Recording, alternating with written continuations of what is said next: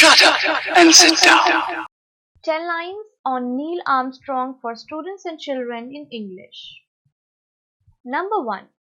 Neil Armstrong was the first human to walk on the moon during the NASA National Aeronautics and Space Administration Apollo 11 mission on 20th July 1969. He completed the mission alongside co-pilots Edwin E. Buzz Aldrin and Michael Collins. Number 2. When Neil was a child growing up in rural America, he loved to learn all about airplanes and space. He got his student pilot's license when he was just 16, before he even learned to drive a car. When Neil was 17, he went to a university to study aeronautical engineering, the science used in the designing, building, and testing of aircraft. Clever. Number 3.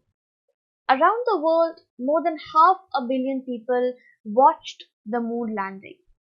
When Neil stepped foot on the moon for the first time, he said the now famous line, "That's one small step for man, one giant leap for mankind." Number 4. Neil walked a distance of about 60 meters on the surface of the moon. That's roughly the length of 11 Asian elephants. Number 5.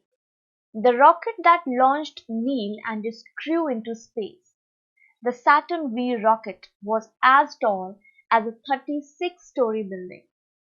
The Launch Control Center, which housed the team of people responsible for overseeing the launch from the ground, was situated 3.5 miles from the launch pad itself.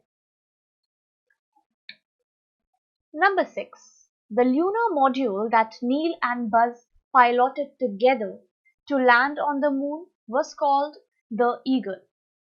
It's where the now famous saying, "The eagle has landed," comes from. Number 7. Not only were Neil and Buzz the first humans to step foot on the moon, but they were also the first humans to view Earth from the moon's surface. Neil said that while there he could hold up his thumb and block out the Earth.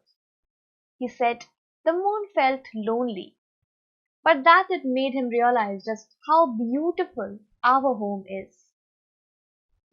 Number 8. When Neil and his co-pilot Buzz were on the moon, they collected dust materials from the moon's surface to study back on Earth.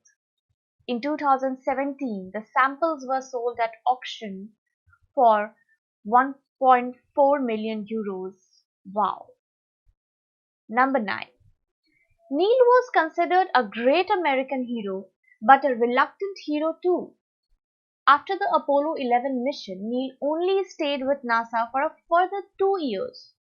He found the press attention exhausting and decided that he wanted to be a teacher of engineering in his home state of Ohio. He never returned to live in the spotlight. Number 10. Neil won many awards, including the Presidential Medal of Freedom in 1969, the Hubbard Medal in 1970, the Congressional Space Medal of Honor in 1978, and the General James E. Hill Lifetime Space Achievement Award. Sadly, Neil died in 2012, but the progress that he made for space travel and our understanding of the moon is still remembered today.